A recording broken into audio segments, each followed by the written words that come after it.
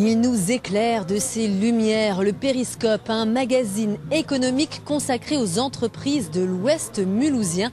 Nous avons rencontré l'équipe qui le met en œuvre. Le périscope, un outil pour sortir la tête de l'eau en cette période un peu morose pour les entreprises.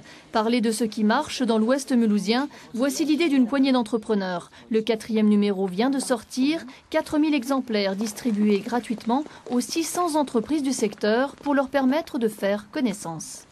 Des bâtiments comme celui qui est derrière nous, il y a 10 ou 15 entreprises.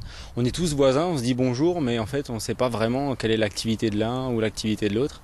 Donc le périscope sert à ça. Et là, en 4 numéros déjà, vous avez fait connaître plein de monde finalement.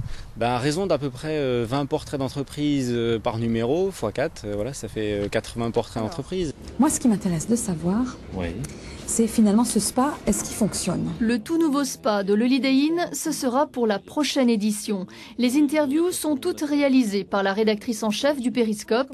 Objectif, mettre en valeur les nouveautés de l'un, les spécificités de l'autre, pour favoriser les relations commerciales de proximité.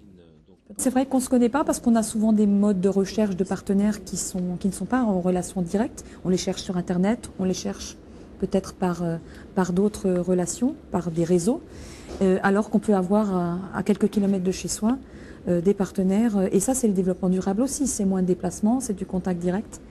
Et c'est un territoire qui avance sur le plan économique. Parc des Collines, Mer Rouge, Zac de Lutterbach, Morschwiller et Diedenheim, le périscope scrute l'horizon du croissant fertile de l'économie mulhousienne. Relayé sur Internet, il organise aussi un apériscope chaque trimestre pour obliger les voisins à sortir de l'anonymat quotidien.